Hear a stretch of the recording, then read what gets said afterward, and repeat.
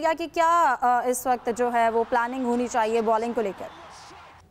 ये हिजा दोपहर को प्रोग्राम आपसे बात हो रही थी तो मैंने एक बात कही थी कि भारत ने अपने तमाम मैचेस जो है वो अपनी फेवरेबल कंडीशन में रखे हैं। उन्होंने पूरी प्लानिंग की है कि हरीफ टीम जो है उसकी कुव्वत क्या है उसका तोड़ किया जाए और हमारी ताकत क्या है उसका फायदा उठाया जाए। ये सारी प्लानिंग देखते हुए वेन्यू सिलेक्ट किए गए हैं, पिचेस सिलेक्ट किए हैं। मुझे लग रहा है कि शेड्यूल इसलिए लेट हुआ कि भारतीय टीम अपने लिए जो है वो पॉजिटिव तलाश कर रही थी कि इनको कौन सा वेन्यू किस जगह पे सूट करेगा। और पहले ही मैच में आपने इसका एक अमली मुजाहरा भी देख लिया कि ऑस्ट्रेलिया की तवील बैटिंग लाइनअप जो है वो जदोजहद करते हुए दिखाई दी है। चले मिचेल मार्श और ग्रैंड मैक्सवेल और एलेक्स कैरी वगैरह जो है ये लोग तो अपनी गलतियों से आउट गए हैं, लेकिन बाकी लोगों को इतनी हैवी किस्म की गेंदें पड़ी हैं कि वो उनका पास कोई तोड़ ही नहीं था। आप देखें कि जो कंडीशंस हैं वो देखते हुए ही भारत ने जो है वो 3 स्पिनर्स खिलाए थे। उन्होंने शर्दुल ठाकुर की जगह पे रविचंद्रन अश्विन को शामिल किया और जो एडर जो है वो काउंट किया इसने सिल्वी टीम पे। रविंद्र जडेजा जो थे वो भी ले उड़े और कुलदीप यादव जो थे वो तो पहले ही जबरदस्त फॉर्म में एशिया कप से ही उन्होंने भी जबरदस्त परफॉर्म किया।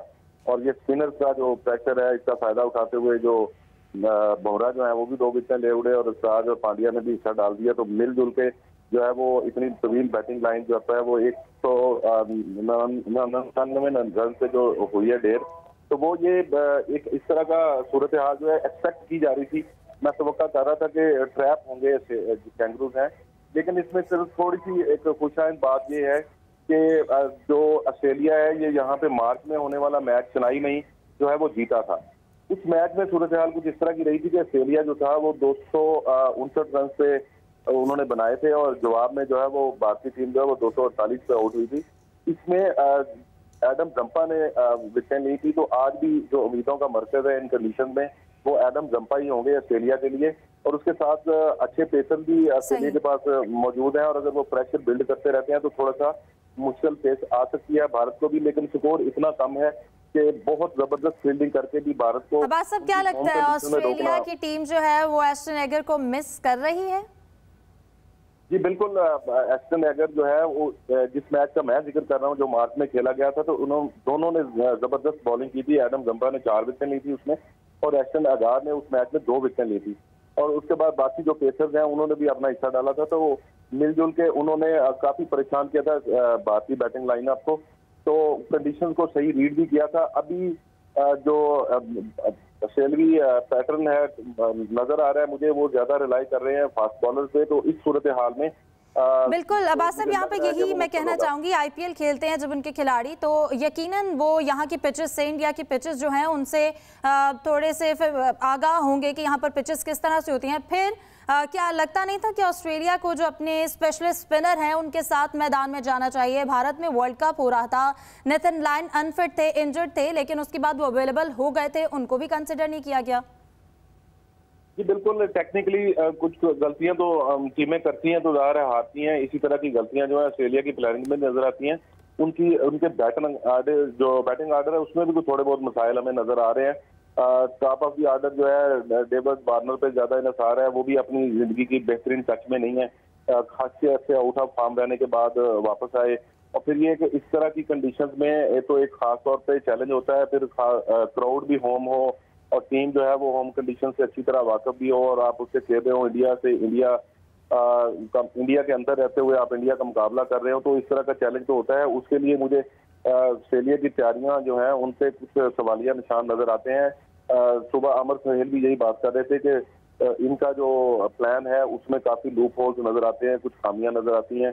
तो इन खामियों को जब तक ये एडजस्ट नहीं करते तो ये तवील सफर है। अभी तो इसके बाद भी इन्होंने 8 मैचेस खेलने हैं। अगर इस तरह की कंडीशंस में ये इसी तरह सफर करेंगे तो श्रीलंका की स्पिन अटैक जो है वो साउथ अफ्रीका के खिलाफ तो खैर नहीं चल सका, लेकिन उसमें भी इतनी कैपेसिटी है कि वो इनको परेशान कर सके। पाकिस्तान के पास भी 2 अच्छे स्पिनर्स हैं। पाकिस्तान जो है उसके साथ इफ्तिखार भी सपोर्ट करते हैं, तो पाकिस्तान भी इनके लिए मुश्किल पैदा कर सकता है। तो अभी जो पुराना बिल्कुल, मैं यही यहाँ पर आपसे पूछना चाहूंगी अब्बास साहब कि इस मैच से जिस तरह का अब यहाँ पर सिचुएशन है, इससे पाकिस्तानी टीम क्या सीख सकती है? क्योंकि इसके बाद कल का अगर मैच देखा जाए तो श्रीलंका ने जिस तरह की बैटिंग की, हम उसके हवाले से हिकमत अमली अपनानी चाहिए। और अब जिस तरह की आज कंडीशंस हैं, किस तरह से सरप्राइज मिल रहे हैं, हम किस तरह से पाकिस्तान टीम का जब मैच होगा श्रीलंका से, कैसे स्ट्रैटेजी बनानी चाहिए पाकिस्तानी टीम को? जी बिल्कुल, पाकिस्तान टीम जो है उसके लिए एक अच्छी बात यह है कि पाकिस्तान जो है वो स्पिन कंडीशंस में, उस तरह की स्पिन कंडीशंस में नहीं खेलेगा। ज़ाहिर है थोड़ी बहुत फेवर तो वो करती है अहमदाबाद की पिच जो है, अहमदाबाद हैदराबाद की पिच जो है वो थोड़ा बहुत तो सपोर्ट करती है, लेकिन यह कि इस तरह से जिस तरह ये ट्रिकी पिच है, इसमें गेंद रुक के भी आ रही थी, गेंद टर्न भी हो रही थी, उस तरह की पिच नहीं होगी।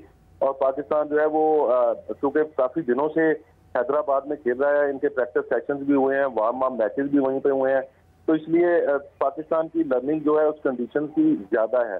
तो पाकिस्तान को इसका फायदा उठाते हुए श्रीलंकन स्पिनर्स को ना सिर्फ के अच्छा खेलना चाहिए, बल्कि इनकी जो बैटिंग लाइन आता है अब उनको भी इतना तजर्बा इन कंडीशन का हो जाना चाहिए कि वो हैदराबाद की जो कंडीशन हैं, जो शॉर्ट बाउंड्रीज हैं, इनका किस तरह से फायदा उठाना है, किस तरफ हवा का रुख देखते हुए स्ट्रोक जो है वो ज्यादा कामयाब हो सकते हैं, किस तरह से आप अपने स्ट्रोक्स को एग्जीक्यूट करें तो उनको आप बैकफुट पे ला सकते हैं। ये इस तरह की प्लानिंग जो है पाकिस्तान का थिंक टैंक अब्बास साहब, लेकिन हमने देखा है हमारे कप्तान की जानिब से, और नॉर्मली अकॉर्डिंग टू प्लान हम लोग अकॉर्डिंग टू विकेट प्लेइंग 11 में तब्दीली कितनी ज़रूरी होती है? क्योंकि हमारा यही माइंड होता है जो 11 लड़के खेल रहे हैं उन्हीं को खिलाएं।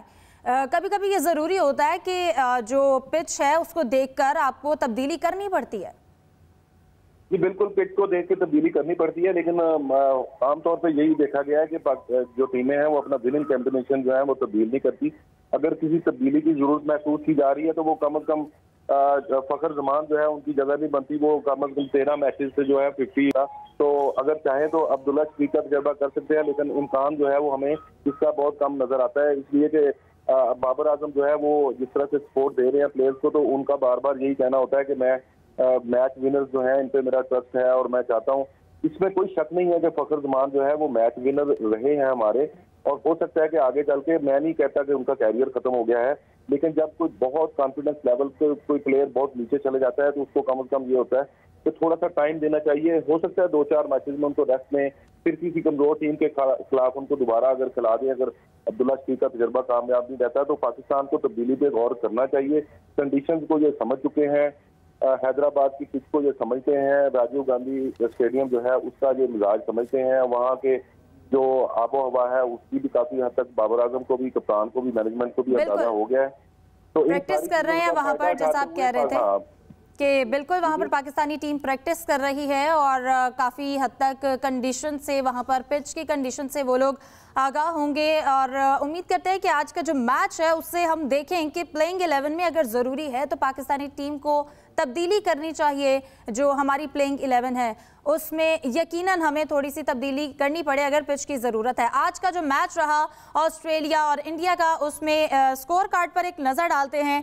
डेविड वार्नर की जानिब से आज के मैच में 41 रन बनाए गए, मिचेल मार्श ने 0 पे वो आउट हुए, स्टीवन स्मिथ 46 रन, जबकि मार्नस लेबिशंग ने 27 रन बनाए हैं, ग्लेन मैक्सवेल ने 15 और एलेक्स कैरी भी 0 पर आउट हुए हैं, कैमरन ग्रीन ने 8 रन बनाए हैं और पैट कमिंस ने 15 रन बनाए हैं और मिचेल स्टार्क ने 28 रन स्कोर किए हैं, एडम ज़ैम्पा 6 और उनके साथ साथ जोश हेजलवुड अभी एक ही स्कोर पर थे, बाकी खिलाड़ी आउट हो गए और कोई खिलाड़ी उनके साथ नहीं था। और इसी तरह कुल मिलाकर ऑस्ट्रेलिया की टीम 199 रन बना सकी।